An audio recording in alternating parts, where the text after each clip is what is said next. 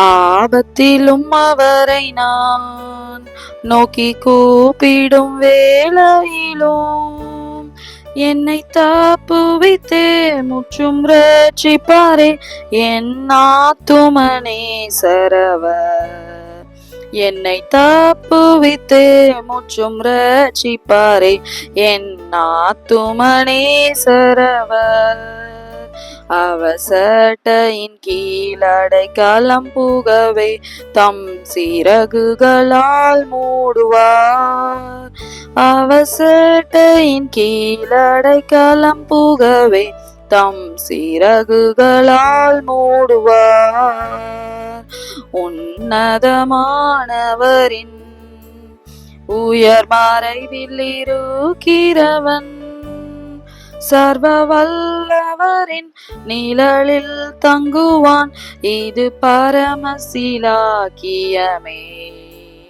சர்வ வல்லவரின் நிழலில் தங்குவான். இது பரமசிலாக்கியமே. அவசட்டையின் கீழடை களம் புகவே தம் சிறகுகளால் மூடுவார். அவசட்டையின் கீழடை களம் புகவே தம் சிறகுகளால் மூடுவார். கிறிஸ்துவுக்குள் பிரியமான என் அன்பான சகோதரனை சகோதரியே, இன்றைக்கும் நீங்க உங்களுடைய ஆபத்து நேரத்துல, சூழ்நிலைகள் உங்களுக்கு எதிராக இருக்கிற நேரத்துல, நெருக்கடியான நேரத்துல நீங்க ஆண்டவரை நோக்கி கூப்பிடும் பொழுது அவர் உங்களோடு இருந்து உங்களை அந்த ஆபத்திலிருந்து, அந்த சூழ்நிலையிலிருந்து தப்புவித்து நிச்சயமாக உங்களை கனப்படுத்துகிற தேவன், உங்களை உயர்த்துகிற தேவன்.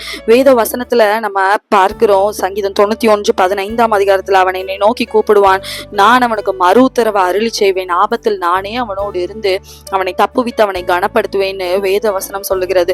இன்னொரு வசனம் இப்படியாக சொல்லுகிறது, ஆபத்து காலத்தில் என்னை நோக்கி கூப்பிடு, நான் உன்னை விடுவிப்பேன், நீ என்னை மகிமைப்படுத்துவாயின்னு. நீங்க ஆபத்து நேரத்துல நீங்க கர்த்தரை நோக்கி கூப்பிடும் போது கர்த்தர் நிச்சயமாக உங்களுடைய சத்தத்தை கேட்டருவார், உங்களை விடுவிப்பார். அந்த சூழ்நிலையில இருந்து, அந்த ஆபத்திலிருந்து நீங்க அதன் பின்பாக கர்த்தரை மகிமைப்படுத்தும்படியாக கர்த்தர் உங்களை ஒரு சாட்சியாக நிறுத்துவார்.